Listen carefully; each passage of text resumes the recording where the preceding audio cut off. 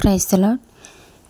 ఈ మరణం గురించి ఎందుకనంటే, ఈరోజు మనం ప్రాణంతో ఉన్నాము, తర్వాత క్షణం నిమిషం ఏమవుతుందో, మరి ఎవరు బ్రతికి ఉంటారు, ఎవరు మరణం పాలవుతారు, ఎటువైపు నుంచి మరణం ముంచుకొస్తుంది అనేది ఎవరికీ తెలియదు.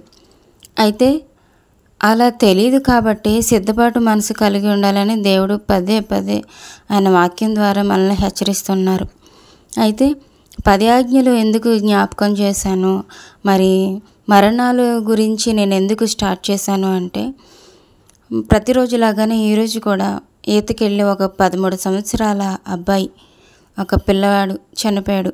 ఆ కుటుంబం ఎంత వెలవెల్లాడిపోతుందా అని చాలాసేపు బాధ కలిగింది. అయితే ఆ బాబు మరణమే కాదు, జనరల్గా ఎవరు చనిపోయినా ముందుగా జ్ఞాపకం వచ్చేది వీళ్ళు రక్షణ పొందారా లేదా తెలీదు. అన్యులైతే అయ్యో మరి రక్షణ పొందలేదన్న బాధ, చాలా చాలా బాధ. మరి దేవుడు ఎంతగానో బాధపడతాడు మారు మనసు లేకుండా, రక్షణ లేకుండా చనిపోవటాన్ని బట్టి. మరి దేవునిలో ఉండి చనిపోయారు అంటే మరి వారి ప్రవర్తనను బట్టి దేవుని దగ్గరికి వెళ్ళటం, తీర్పులో మరి వారు ఏం ఎదుర్కొంటారనేది అక్కడ తెలుస్తుంది.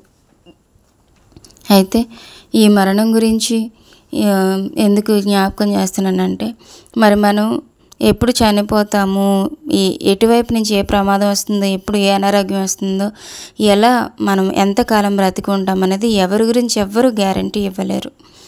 నిజంగానే అంటారు కదా, వస్తువులన్నిటికీ గ్యారంటీ ఉంటుంది, గ్యారంటీ లేనిది మన ప్రాణానికి, మనిషి ప్రాణానికి మాత్రమే గ్యారంటీ లేనిది. అయితే మరి ఆ మరణం అనేది ఎప్పుడు కలుగుతుందో తెలీదు కాబట్టి సిద్ధపాటు మనసు 10 ఆజ్ఞలు పాటించి మన మనసును, మరి మన చుట్టుపక్కల వారి ఆత్మలను మనం సిద్ధపాటు కలిగించి, మరి సిద్ధపాటు మనసుతో ఉంచేవారంగా మనం ఉండాలి. అందుకనే మరి అలా ఉండాలని ఆశిస్తూ మీతో పంచుకుంటున్నాను ఈ మాటలు. అయితే మొదటిగా దేవుని ఆజ్ఞలో చెప్పింది, నీ దేవుడని యెహోవాను నేనే.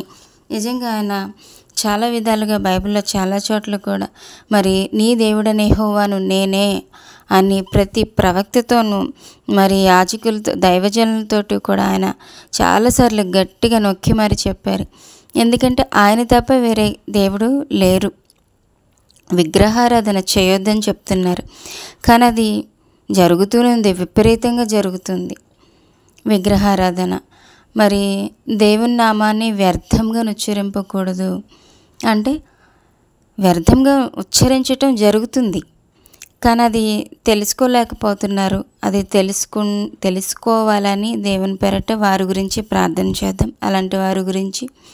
అయితే సత్యవాక్యాన్ని బోధిస్తూ మరి దేవుని నామాన్ని నిజాయితీగా, మంచిగా, మరి ఆయన శిలువ మరణాన్ని ఉన్నది ఉన్నట్లుగా సత్యంగా ప్రకటించేవారే కావాలి. అలాంటి దైవజనులే తయారు కావాలని వారి గురించి ప్రార్థన చేయవలసిన అవసరం మనకు ఎంతైనా ఉంది. మరి అలాగే నీ తల్లిని తండ్రిని నీవు దీర్ఘాయుష్మంతుడు వగునట్లు నీ తల్లిని తండ్రిని సన్మానింపమని 10 ఆజ్ఞలలో ఒక ఆజ్ఞగా దేవుడు పెట్టాడంటే అది ఎంత ప్రాముఖ్యమైనది. మరి తల్లిదండ్రులను ఈరోజు మరి అందరూ నిజంగానే ప్రేమగా, బాధ్యతగా చూస్తున్నారా అంటే నిజంగా చూసేవారు లేరు, అలాగని చూడని వారు లేరు. ప్రేమగా చూసే బిడ్డలు ఉన్నారు, మరి ప్రేమగా చూడని బిడ్డలు కూడా ఉన్నారు. అయితే చూడని బిడ్డలు ఎవరైతే ఉన్నారో వారిని దేవుడు దర్శించాలని, వారు మనసు కలిగించాలని.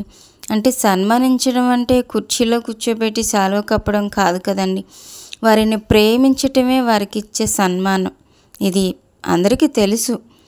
అంటే ఏంటంటే లోకానుసారంగా చూడటం కాదు, దేవుడు మరి వారిని ఎంతగా ప్రేమించాలి. ఈ రోజుల్లో మరి దేవుని సన్నిధికి వచ్చి దేవుని మాటలు వింటున్నవారు కూడా తల్లిదండ్రులను నిర్లక్ష్యం చేస్తున్నవారు అనేక మంది ఉన్నారు.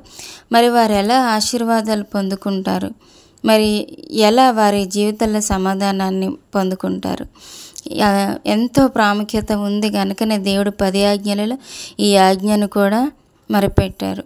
మరి నరహత్య చేయకూడదు. నరహత్య అంటే మనిషిని చంపటమేనా? ఒక మనిషిని బాధించినంతగా మాట్లాడటం కూడా నరహత్య. అంటే ఇప్పుడు ఒక వ్యక్తిని హర్ట్ చేయటం అంటారు, బాధించటం, మరి చులకన చేసి మాట్లాడటం, తక్కువ చేసి మాట్లాడటం, లేకపోతే వారి మనసుని నొప్పించేటట్లుగా మాట్లాడటం నరహత్య. మరి అలాగని హత్య తప్పు కాదని కాదు, హత్య మహాపాపం కదా.